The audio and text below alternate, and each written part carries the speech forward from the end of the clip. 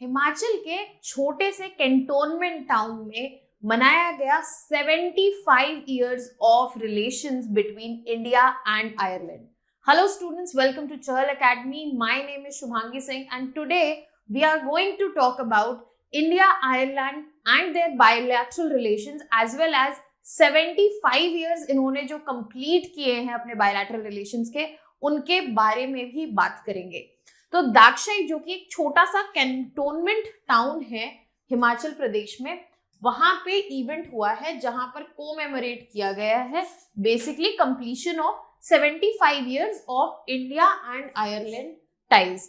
तो यहाँ पर जो आयरलैंड से एम्बेसडर आए थे उन्होंने स्पेशल कॉम्प्लीमेंट्स दिए हैं Indian army and Indian ambassadors को कि उन्होंने दाक्षाई प्रिजन जो है उसको मेंटेन किया है और जो चर्च है यहाँ पर सेंट पैट्रिक्स चर्च उसको मेंटेन किया गया है। अगर हम दाक्षाई प्रिजन की बात करें so it is one of those prisons which has been converted into a museum, जैसे कि हम सेंट्रल जेल जो है अंडमान में हम उनकी बात करें तो यहाँ पर ये इवेंट जो है दाक्षाई में ही सेलिब्रेट किया गया and that brings us to understand कि इंडिया एंड आयरलैंड के बैकग्राउंड हिस्ट्री क्या है और यहाँ पर इनका बायलैटरल रिलेशन ग्रेजुअली कैसे डेवलप हुआ है।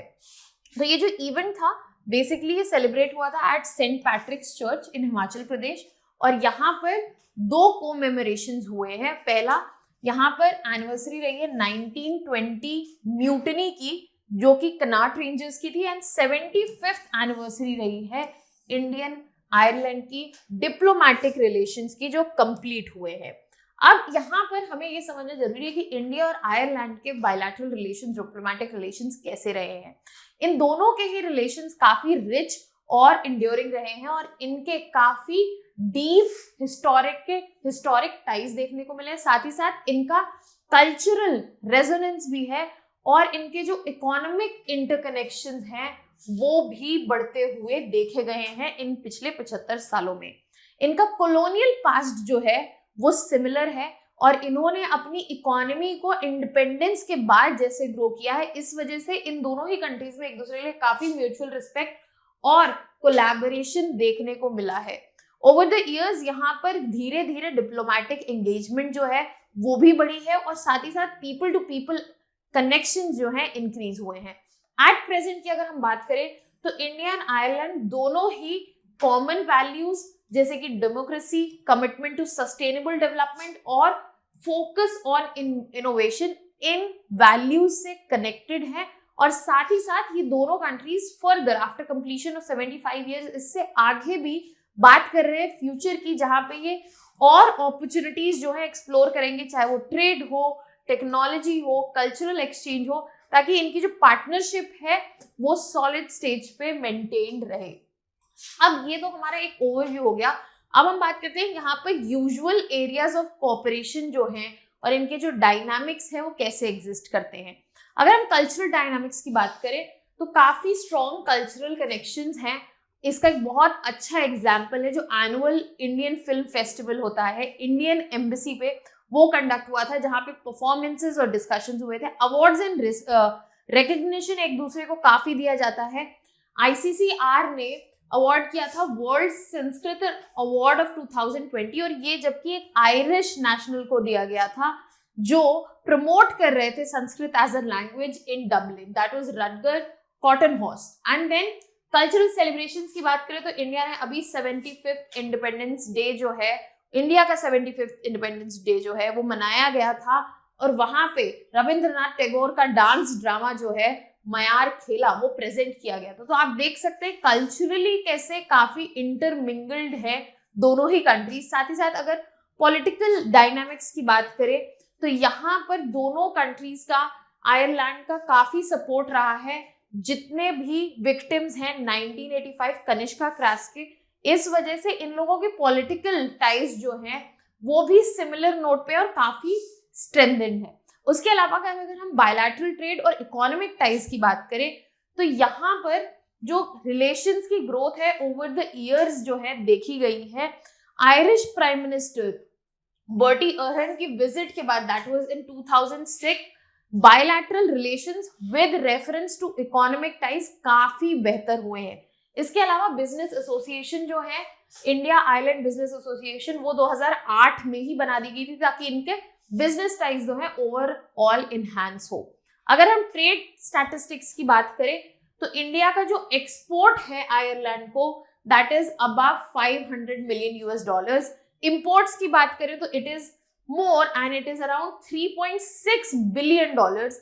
मेन एक्सपोर्ट आइटम्स जो है इंडिया जो बेचता है वो है organic chemicals, textiles and machinery, and जो इंपोर्ट हम करते हैं वो है इलेक्ट्रिक इक्विपमेंट, सर्जिकल इंस्ट्रूमेंट्स। तो यहाँ पर हम देख सकते हैं कि थोड़ा ट्रेड डेफिसिट दिख रहा है because our imports are way more than exports, but we have a common ground और यहाँ पर हमारे इकोनॉमिक टाइज जो है स्ट्रेंथन होते हुए दिख रहे हैं। साथ ही साथ अगर बिजनेस प्रेजेंस की बात करें तो मेजर आयरिश फर्म्स जो है जैसे कि कॉर्नेली, रेड मिल्स एंड आइकॉन, ये ऑपरेट करते हैं इंडिया में, इन एमएनसीज का प्रेजेंस है। साथ ही साथ काफी सारी इंडियन फर्म्स का भी प्रेजेंस देखने को मिला है आयरलैंड में, जैसे कि वॉकहार्ड एंड रिलायंस, इनकी स्टैब्लिश्ड फैसिलिटीज जो है आयरलैंड में है। अब अगर हम बात करें आयरलैंड की, Ireland is a member of European union and Brexit का कुछ असर देखा गया है इंडिया और आयरलैंड की पार्टनरशिप पे।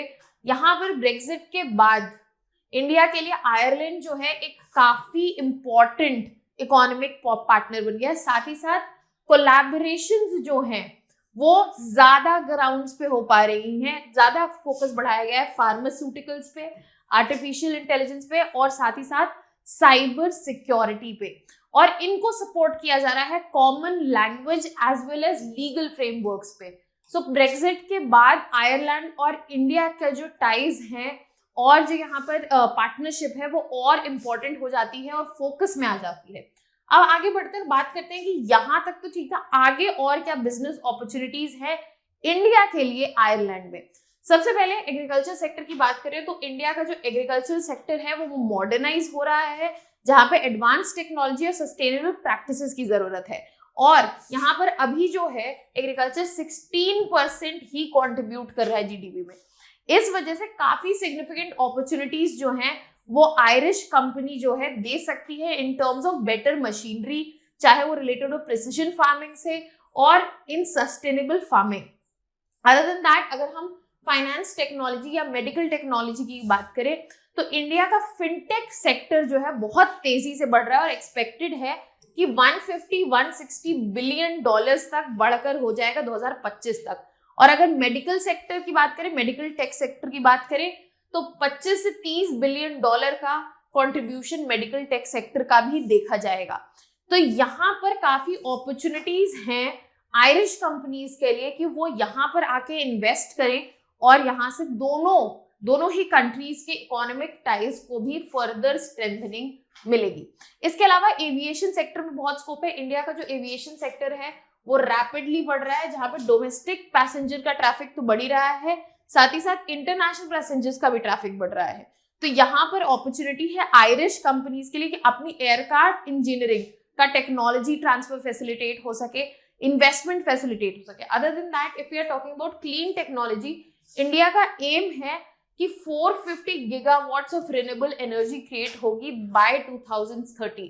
अगेन यहाँ पर अपॉर्चुनिटी है कि आयरिश कंपनीज जो है वो क्लीन टेक्नोलॉजी कंपनीज जो है विंड में, सोलर में, बायोमास में, वेस्ट मैनेजमेंट में, वो यहाँ पर फैसिलिटेशन दे सके एंड यहाँ पर कोऑपरेशन का काफी स्कोप है इन सेक्टर्स में। अगर हम ह्यूमन रिसोर्स की बात करें तो यहाँ पर ये भी एक मेन फैक्टर है जो ट्रेड बढ़ रहा है बिटवीन इंडिया एंड आयरलैंड, और इंडिया की जो स्किल्ड वर्कफोर्स है in technology, in health care, in startups, ये अट्रैक्ट कर सकती है आयरिश कंपनीज को जिनको आईटी एक्सपर्टीज की जरूरत है या फिर इन्वेस्टमेंट अपॉर्चुनिटीज की तरह भी इनको देखा जा सकता है।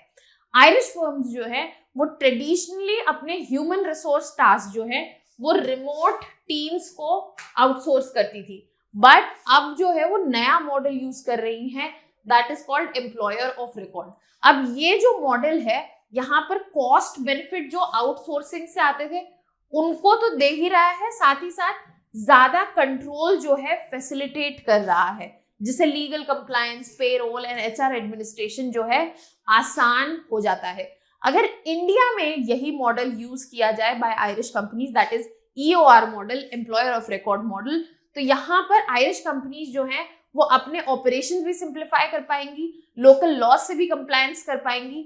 सो this can be used to leverage जो रिसोर्सेज इंडिया में अवेलेबल है by Irish companies, and this model is already in play. So we have covered in detail all the parts of all the aspects related to relation between India and Ireland, and हमें ये समझ में है कि India और Ireland जो है वो डीप हिस्टोरिकल टाइज रखते हैं, कल्चरल कनेक्शंस रखते हैं, और इनके इकोनॉमिक लिंक्स जो है वो भी बढ़ते ही जा रहे हैं.